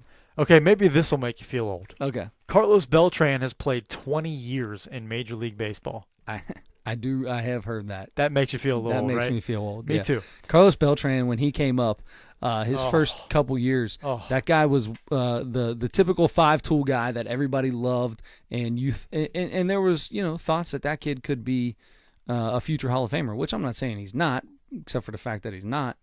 But it took 20 years for him to get 3,000 hits. Yeah, he did, and he got his 3,000th hit, I believe. I don't know that maybe he got 500 home runs. He got one of those 2 mile markers. I don't know which one it is. Well, then maybe that is the key for the Hall of Fame. Could be. So quickly, a few other guys that I think we would be familiar with. Glenn Allen Hill Jr. His dad played Major League Baseball. I don't remember Glenn Allen Hill. No. All right. I feel like that's a name that I should remember. Played for the Cubs. Played for a few different teams. But Christian Cairo, former Red Miguel Cairo. Miguel Cairo, nice. His father. You have Blake Sable, maybe. Oh, like the former wrestler, Sable's son? No, this is Sabol. So I'm probably pronouncing that wrong. Anyway, he's a catcher out of USC. Pirates drafted him. Who's he 214 related overall. To? Second cousin of Troy Polamalu. Second cousin of Troy Polamalu. Troy Polamalu has never met that guy in his life. Yeah, I guarantee. Guarantee. How about Brock Bell? Jay Bell's I was going to say, it's got to be somebody in our, with the David Bell, Jay Bell, Buddy Bell. Well, Jay Bell's not related to those Bells, but Jay Bell he played for the Pirates and a couple others. and was a coach for the Reds for a while. Was a bench coach for the Reds. Are you sure he's not related to Buddy and David and all those guys? Yeah, I thought that whole positive, family, there was like 400 of them or something that were former average baseball players in Major League. They're all former average baseball players. Correct. But Jay Bell is, I think, from a different Bell family. How about Nick Sogard? Eric Sogard is his cousin. He's the Blue Jays second baseman currently, and he's the nephew of Steve Sachs. Oh, you know what? I think I've heard that one before. I think I've heard that one before. Steve Sachs had a nephew out there. The Rays drafted Nick Sogard. Get ready for this one. Jake Randa. Steve Sachs was one of my favorite players. Also growing up, another Pittsburgh Pirate there for a little while. Did he play for Pittsburgh? Or was he? No, he was a White Sox, wasn't he? He was. I know he played for that's the White what I'm Sox. thinking. White Sox. Either way, Steve Sachs, super funny because when I was a little kid, it was so close to the word sex. I thought that was hilarious. Oh, okay. I used to just like saying Sachs. I just liked. I mean, I was like 6 years old. His last name was short for saxophone. That's what there you go. Yeah. Jake Randa, former son, Joe Randa, not the former son, but the son of former second baseman. And who'd he come over from? The Rockies? Did he come from the Rockies? I thought Royals. Maybe. Yeah, that's right. He was the Royal. It was the Royals. I knew it was an R. Yes, he was an opening day hero one year. Yes, I think he hit a game-winning home run. How about Eli Wilson? That's got to be Mookie's kid. A catcher like his father, Dan Wilson. Oh, Dan Wilson, former Red too. He played for the Reds for a little bit, didn't he? Did he? I don't know. I remember him playing for the Mariners. He may have played for the Reds. I'm pulling. Go ahead, because I'm pulling up Dan Wilson. He played 14 years, so probably. I have Jack Leiter, Al Leiter's son. Another one. Wow, Al Leiter, man, that's cool. Al Leiter threw the gem against the Reds in '99. The no-hitter against the Reds in the playoff game. Yeah, bad times. How about Brandon Fryman? Mariners and Reds. There you go. Just to let you know, I thought he played for the Reds. I got this. I got this, dog. I got this. He actually started with the Reds. Played 2 years with the Reds before going to Seattle. Did he really? Yep. Wow, I would have never guessed that. Yep. Do you remember Travis Fryman? Yeah, sure. Travis Fryman. He was an all-star, actually. Fry. His son, Brandon Fryman, is a shortstop out of Fry. Samford. Mets drafted him. Good work, Small Fry. Small Fry. Okay, so this was the coolest one, and I've got a few others after this, but this is the coolest one. So it was just today, 957th overall. This Major League Baseball is so ridiculous. 32nd round. Yeah, I don't understand. There were over 1,000 draft picks. I don't know where they're all going to play. Anyway. Most of them don't. They stay in college or go to college. Yeah, that's true. Braden Halliday, Roy Halliday's son. Now, this kid won't come out because I heard he's actually a really good ball player. Oh, is that right? Yeah. Plays at Calvary Christian High School in Florida right now, right-handed pitcher. He was being looked at by a few big colleges, and they did a story on him on ESPN or something like that, and he wanted to. It was something on along the lines that he wanted to make his dad proud, blah blah blah blah blah, and is focused so much on baseball, blah blah blah. So his dad, all-time great pitcher, is going to be inducted into the Baseball Hall of Fame next month. Doc Holliday was phenomenal. His late father passed away at a very young age. But why are you driving this crazy one person airplane over in the above the water and all this crap? Man, come on. I don't know. You got too much money to be doing crazy stuff like that. That's why he's doing it, because he has too much money. I guess he's got too much money to do it. Yep. Anyway, that was just a cool thing. Yep. So really quickly, Luke Bell, who is who knows, son of Mike Bell, nephew of David Bell, current Reds manager, grandson of Buddy Bell, great-grandson of Gus Bell, all former Reds. All average baseball players. Those last two, former Reds, and David Bell, the current Reds manager. So big-time Cincinnati ties for this kid. Who did he get drafted by? Got drafted by the Diamondbacks. Is high school player in Arizona, right-handed pitcher, drafted by the Diamondbacks, 1,022nd overall. That is so crazy. All right, give me the last one. Okay, last one. Actually, yeah, there are a couple more.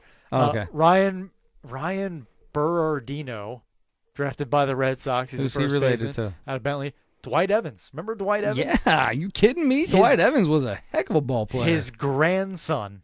Wow. Well, that makes sense. Dwight Evans played in the late 70s and He then played through in the 80s, the I know for mid-80s. sure. Yeah. I had baseball cards of Dwight Evans. That makes me feel weird. You are old, man. Okay. Cole Roberts, Dave Roberts, current Dodgers manager, Yeah. his son. Oh, good for him. Shortstop out of high school in California. Padres drafted him. Much so he love gets for to stay Dave close. Roberts. Stole a lot of big bases in the 2004 World Series for the Boston Red Sox. Exactly. One of my all-time favorite years of baseball in my life, watching those Red Sox play. A man that we watched play a ton when we went to those games we were talking about in the early 2000s, Jason LaRue's son. What? Tyler LaRue is a catcher. Imagine that. I currently don't know how I feel about Jason LaRue anymore, but go ahead. Yeah, I was never that big on Jason LaRue, to be honest with you, but he was a tough catcher. Cried like a little baby when he got spiked or something. Blah, blah, blah. Yeah, he only got spiked by Johnny Cueto. Yeah, but, I don't know. Big okay. whoop. Well, don't go running at him when in Johnny the head. Cueto's up against the fence. What do you want him to do? Protecting Spike himself. him with he's metal he's spikes? protecting himself. He's about to get his butt kicked. With metal spikes. Hey, if you're coming he at me, stabbed him. I fight Johnny dirty. Cueto stabbed Jason I LaRue. fight dirty. If I'm backed up against a net behind home plate and I got nowhere to go, I'm jumping up and starting throwing kicks too. No, You're that's crazy. a lie. That's a lie. That is a I lie. wouldn't do that. I wouldn't have been in it. Exactly. I'd That's how you avoid be that. holding Just don't somebody fight. I'd be holding somebody back that I know really didn't care to even be in it, Yeah. and the two of us would just be talking to each other. Talk about your favorite restaurants. Look at these and stuff like that. idiots going at each other. Exactly. Why did he bunt? I don't care if he bunted when it was a no-hitter. Who cares? Okay, so you got the last two I have. Carlos Correa, all-star shortstop for the Astros right now. His brother, not his son. You thought I was going to say his son. No, not his son. His J.C. Correa is a shortstop from Lamar University, drafted by the Astros. Gets There to you play go. with his brother if he comes up in time. That's cool. Congratulations. Very last one I have is Dylan Hoffman, a left-handed pitcher drafted by the Trevor? Padres. Nice. The nephew of Trevor Hoffman, Oh, Hall that's of cool. Fame closer. Yeah. Yep, drafted by the What Padres. what round or what pick was he? 1,163rd That is overall. so stupid. That is the dumbest thing. I love Major League Baseball. Baseball is my favorite sport and my favorite thing in the world, but that is dumb. His father, Glenn, also played in the major leagues, by the way. Good But for you, Glenn Trevor Hoffman. is the more well-known. Glenn his Hoffman. uncle.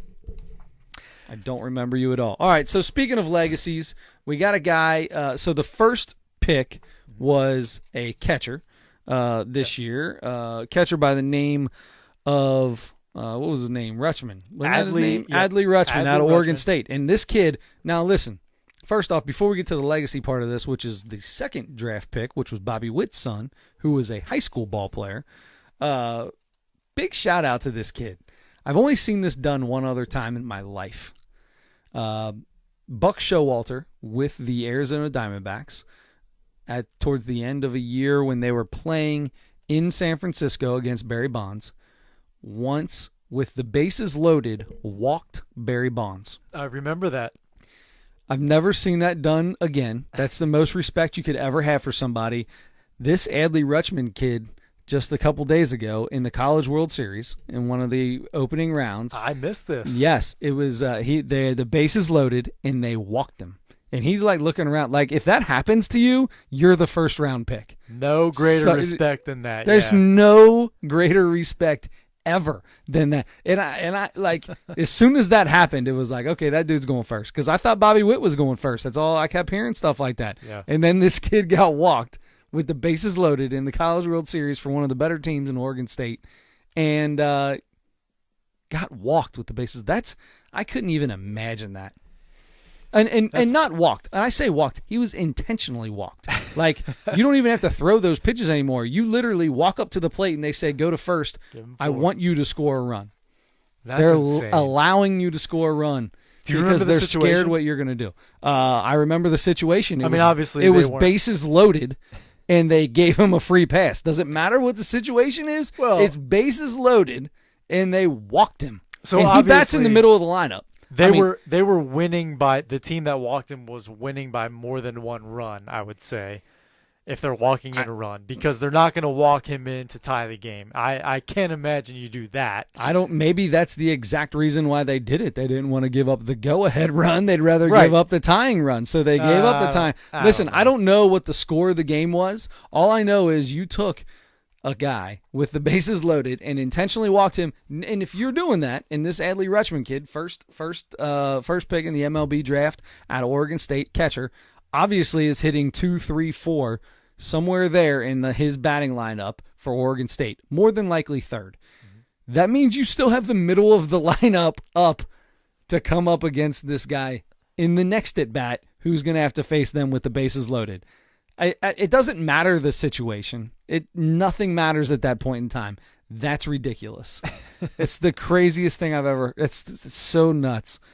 That's Congratulations. impressive. Good for you. Very impressive. Good for you. So legacy. Bobby Witt, though, he comes out second. He's in high school. Shortstop out of high school. Kid is supposed to be phenomenal. So, and his dad, by the way, Bobby Witt, was the third pick. They were the first father-son to ever be picked in the top 3 each in the Major League Baseball. Yes. All right, so Bobby Witt, tell me what you think about this, though. Okay. College picks versus high school picks. Because you already said that you loved pitchers, veteran college pitchers being drafted. Yes, and that's what I feel like, and I get it. You know, there's maybe more upside or more, more room for a possible higher ceiling with high school kids. And you have, if they sign instead of going to college, if they sign with your team, you have more time to develop them the way you want to develop them. I get all that. I get you have these super athletes and everything. And you want to, a lot of teams just want to go with the best available athlete or whatever. For me, I'm looking at pitching first most of the time, and I'm looking at college players first. I just believe that they're more battle tested. They have played at a higher level against better teams. Definitely have seen better players, right?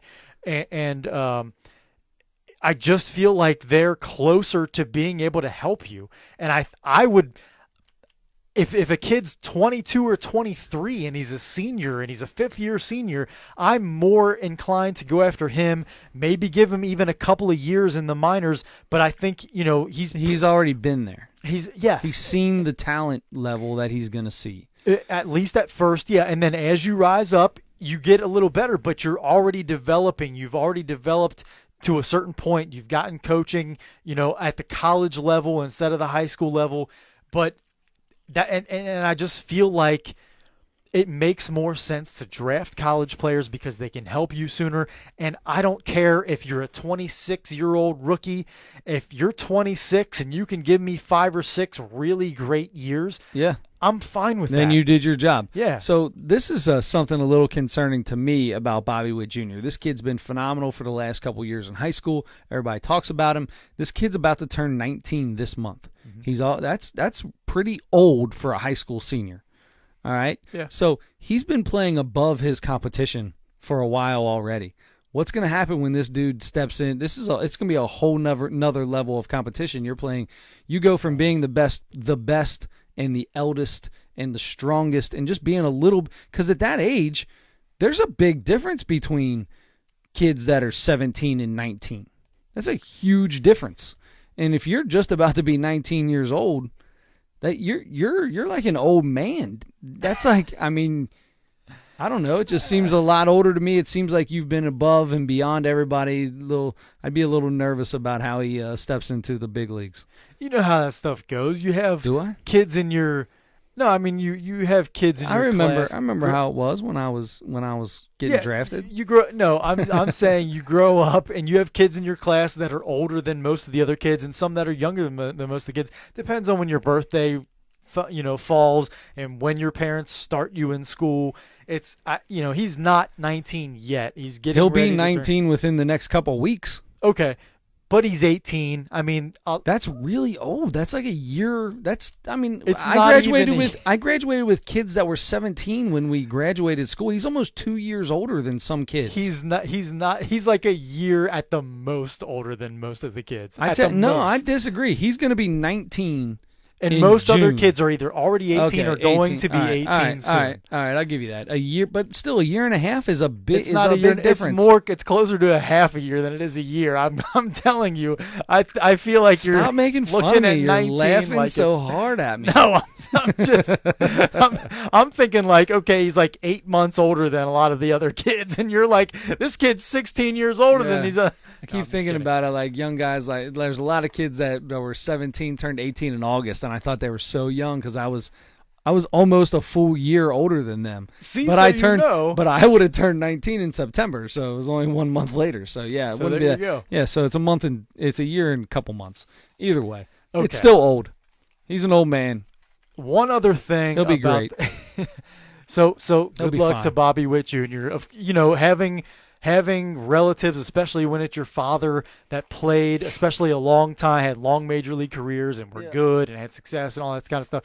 That gives you a big advantage. They played at the highest level. They know everything you need to do, all the different work you got to put in and stuff like that, and they can coach you up from the time you're born. Those people have an edge on most other kids. Sure. Which is fine. That's great. And we've talked about this. So I love seeing all the we just talked about all the guys that we remember growing up, seeing play and stuff, their kids coming up. One thing that was interesting to me, though, we mentioned the very first pick, Adley Rutschman, who Baltimore took. He's a catcher, and that got me thinking, how many times has a catcher been drafted first overall? I feel like it's rare. You know, I feel like I heard something like 2008 or 6 or something was the last time there was a catcher that went first. It was, in fact, 2001. 2001, 18 years ago. That happened to be Joe Mauer. Wow. Well, Joe I mean, that was Mauer. as good at that. He's as good a catcher as there's been in the past 18 years. That was a great pick. Yeah. Before Joe Mauer in 2001, 1985. Holy cow. There's been 2. So you're telling me there's been 3 since 1985. There's only been 3 catchers drafted first. That's correct. And only 7 ever. Wow. First overall. Wow. First overall. At least since 1965. That's crazy. So 1985, who was the guy in 85? B.J. Surhoff. Okay, yeah. B.J. Surhoff was good. He Um, played for the Marlins there for a good amount of time and Played some for other the Brewers, teams. yeah. Brewers. He was drafted by the Brewers, right, and he jumped around a little bit. He was a college catcher, went to the University of North Carolina. There you go. So, and same with Adley Rutschman, college catcher, Oregon State. Joe Mauer, high school kid. But anyway, Mauer was a high school kid. Mauer was a high school kid. Let's see, you had 1966. Steve Chilcott was the first one. I can't believe that B.J. Surhoff was drafted back in 1985. Wow, that is so long ago. I feel like He was number 1. Bobby Witt Sr. was number 3. Barry Larkin by the way, was he like never number played 5 for, or he something. never played for the Marlins. Bonds was 6th or something like that. Barry Bonds and Barry Larkin were in that draft in 85. Wow. So anyway, you had 1966 Steve Chilcott, 1970 Mike Ivy, 71 Danny Goodwin, 75 Danny Goodwin was drafted again. He was drafted as a high school player in 71 and then out of Southern University again in 75. First overall both times. Wow, first up, and 4 years later. Yes. Wow. Yes. I guess they figured it out. Yep. He and didn't then want to come out, so. And then that was 1975 that he got drafted the second time. Then 1985 B.J. Surhoff, 2001 Joe Mauer, 2019 Adley Rutschman. Good for him. Congratulations, Adley. That puts you in. I mean, that's a pretty special number there, right? It 7 is. ever to be able to say you're one of 7 Major League Baseball players to do something is pretty. I mean, unless it's something really bad. Right. So you asked me, and I gave my opinion on the college versus high school pick. Yeah, I mean, unless my idea is unless it's something incredible, like unless it's a kid that you look at him, a Bryce Harper, a Mike Trout, where you're like, the amount of talent is so ridiculous. You would be crazy to do anything else than draft him. Unless it's that, which happens once every maybe 5 or 6 years, where you get somebody like that. I mean, Hunter Green was that way for the Reds, and unfortunately due to injuries, we still haven't been able to figure out exactly who he is. Right. But that it happens very seldom. So other than that, I'm a proponent of the money ball of Billy Beane. Billy Beane was a high school. He was the first, I believe he was first or second pick in Major League Baseball draft and at a high school, and he swears that he should have went to college, and that would have made him a better ball player. He never made it. He might have made it to the big leagues for a cup of tea or something, or a cup of coffee or something, but it wasn't any kind of Major League career. Right. It wasn't any kind of career. So, yeah, because wasn't it like Dykstra or something like that was the guy he was going up against or something? I can't remember. Anyway, it's one of those things that he regrets and he wishes he should have done, and he only takes college kids when he drafts, which I don't know if that's still 100% true. I'm sure if there's, like I said, that one single guy that's going to be phenomenal, then maybe he takes that high school guy, but Billy Beane's a big proponent of it, and Billy Beane drafts better than just about anybody in all of baseball, so If that's how he feels, that's how I feel. And that's how I feel. I just what a bummer. We all agree. I know. I know you hate when we agree. I do. It's such a bummer. No. It's such a bummer. All right, I need you to do me a favor while you continue to talk. Look up the 2019 spelling bee, because we got about we're in here in an hour and a half, and we've been doing this for an hour and a half so far. I want to end this with a good 10 minutes or less or more of the spelling bee. I already have them up. You already have them up. What'd you do? 2019. 2019. I'm gonna do 2018, so you don't see, so you can't, so we don't looking at the same ones. So this is all of the words that kids were eliminated for nice. when they spelled them wrong. All right, so I just have the full list of words. Oh, no, wait, anyway, so how are we going to do this? Let's figure out how we're going to do this. So first off, you want to do a little background on the reason why we're talking about the spelling bee? Yes. So the 2019 Scripps National Spelling Bee was the last week, I guess. Yep. And an unprecedented finish to this thing. So there were, now I'm going to forget how many consecutive rounds the 8 players that were left, the 8 spellers that were left. We'll call them players. I'll call them spellers. In fact, they're many mathletes. of them, I'm sure they're all mathletes. Mathletes, yeah. No, I don't want to make fun of that. Quit making fun of mathletes, man. I was being serious. I'm not making fun of anybody. I will make fun of a mathlete. I will not make fun of a mathlete because I wish I was. So me too. That's probably why I will make fun of them. So they stopped the contest because there were 8 kids who continued to spell, I want to say it was like 8 or 10 rounds of words correctly, and they said they were running out of words to challenge them. Wow. Which is incorrect. So many professionals and experts came on and said there are so many more words that you could have. So let's be honest. What really happened was the dude who had to keep telling these people what the words were and their parts of speech and the definitions, that dude was bored out of his mind. And he said, you know what? This is the longest we've ever gone. We're sitting on 12 hours of kids spelling words. There's 8 of you left. I'm done. I need Paul Pierce to pull up in a wheelchair and get me out of here because I got to go. I got to drop a deuce. What happens? Because these are long things. What happens if you do got to drop a deuce and you're the dude reading? Isn't there 2 people and they go back and forth? There might be 2. There's 2 people. I'm pretty sure there's 2 people. So you got time to go back, do your number 1, your number 2, your number 3, whatever you got to do.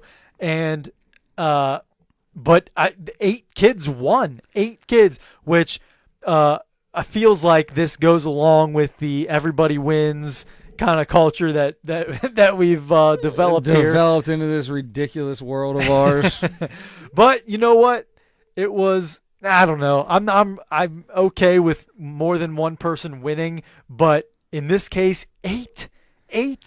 Come up with some more words. I know. There's 8 people left. How many rounds did they go before they of those 8 kids all being there? There's one little girl.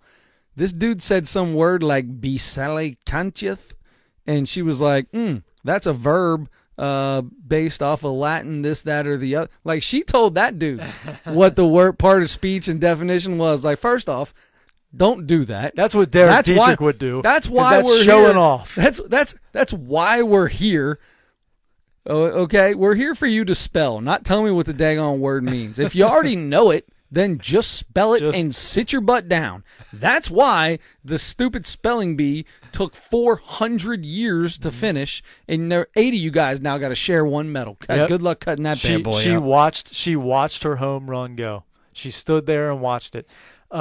So what we're doing, we're just going to challenge each other. What do you want to do? How many words you want to do? I mean, we are getting all right, let's make it nice and simple. We'll go for 5. We'll go for 5 words. Okay. I still don't even have a list here. Okay, so you are going to start. I'm going to give you a word to begin. And your word to spell is cyclamen. Cyclamen? Yes. I hope you don't ask me to use it I can use it in a sentence, but I can't tell you the definition. Yeah, the word you need to spell is cyclamen. That's that's the sentence. Cyclamen. Got it. Cyclamen. Very good. Is that right? That's correct. Holy cow. Very good. Holy cow. All right, you're going to have to wait a second. Where in God's name? You can just take my phone and ask me one because I haven't really looked at any of these. Give me this thing. I'm terrible at this. All right, here we go. I'm going to go to round 8. Here we go. So somebody was eliminated in round 8 with this word. Oh, these were eliminated words, huh? They were words that kids spelled wrong and were eliminated because they spelled it wrong. All right, here we go. I don't know how to pronounce any of these, so I know that was tough for me. That's why you got cyclamen. Bodiran. Bodiran? Or maybe it's body run. Am I helping you if I do this? Oh, how about this? This is an easy one. Flasser. Flasser.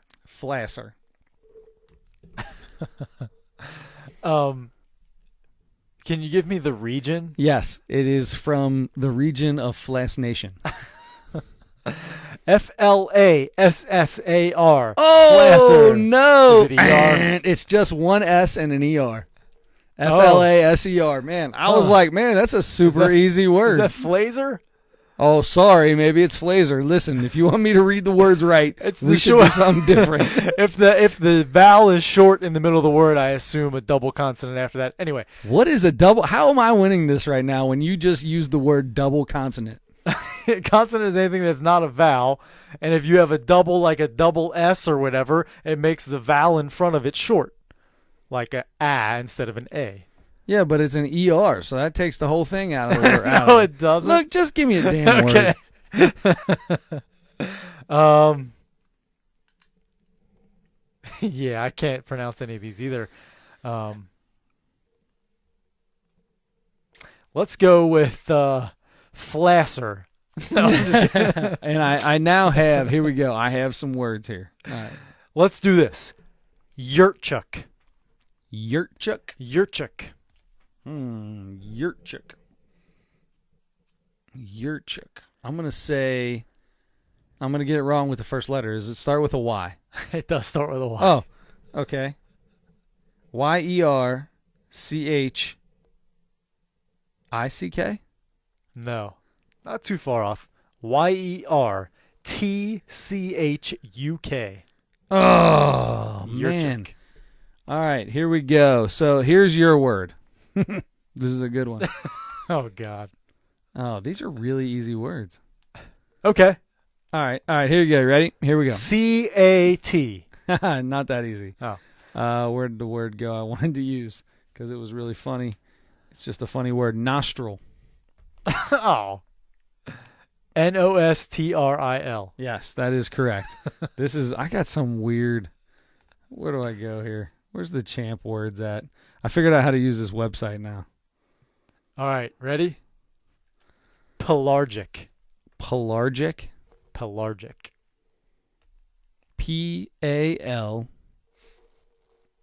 P-A-L-A-R-G-E. Sorry, G-I-C. Very close. P-E-L. You said pelargic. That's I said pronounced pelargic. That's pelargic. Okay. If you're gonna do it right. Okay. Give me your phone. I'll sound it out. I'll Give me your sound it phone. out each letter for you. All right, this is your third one. I'm going to round 12. Okay, No, good. I I'm know not. all the words in round 12. Man, if I could pronounce some of these, I would say 'em. I know. Okay, here we go. I got this one. Rasenkreis. Sorry. Rasenkreis. Resenkreis.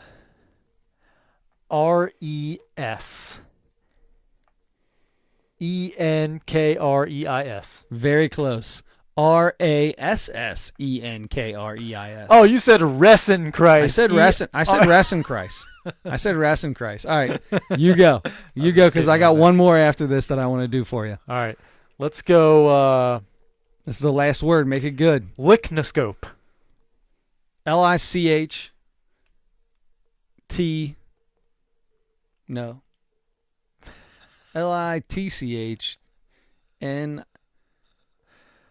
L-I-T-C-H-N-I-S-C-O-P-E. L-Y-C-H-N-O-S-C-O-P-E. Give me that stupid phone. This is so dumb. These words don't even make sense. There's no way anybody is still listening to this. No, there's no way. But this is the last word because this is a good one. Here we go. Ready? Yeah. I just want to get gotta one right breathe. so bad. Teddy Gonid. Hold on. Teddy Gonid. It's a Teddy Gonid? Let's keep it clean here. Hey. It's not gonad. It's gonid. T-E-D-Y. Say it again. Teddy Gonid. Teddy Gonid. Okay. T-E-T-T-Y-G-O-N-I-D. So close.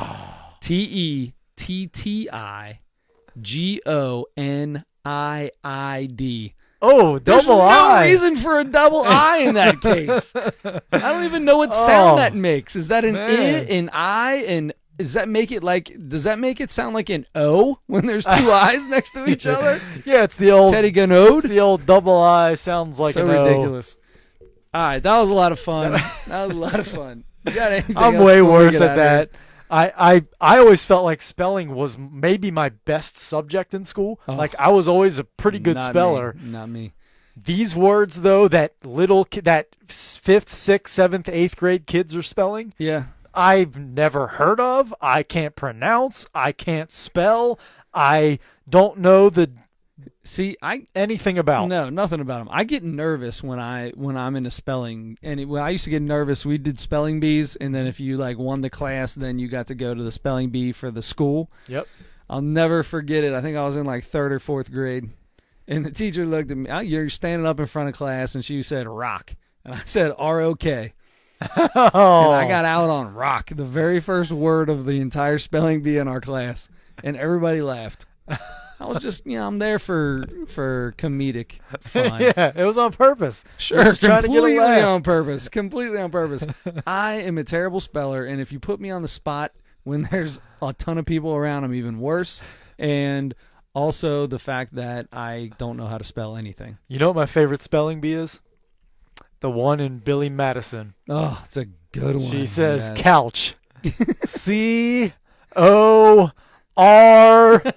Are you going to the mall today is what I'm asking. Billy Madison, what a phenomenal fella.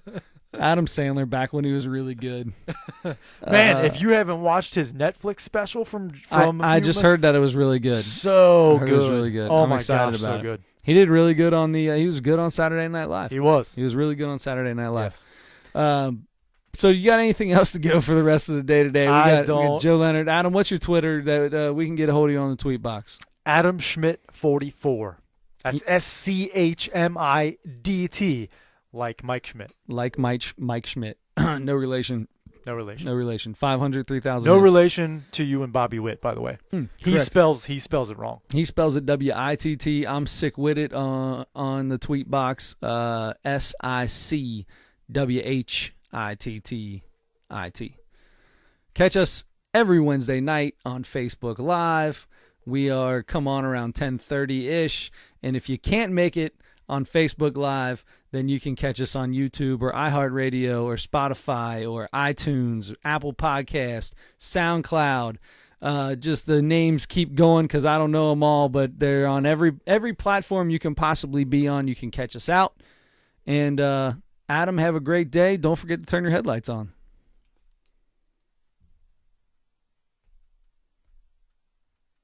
Maybe don't forget to turn your headlights on.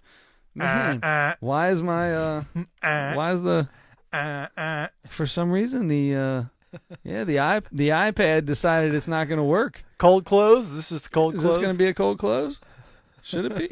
Sure, why not? I'll tell you what we're doing right now, and that's a whole lot of nothing. So in that case, don't forget to turn your headlights on and have a great day.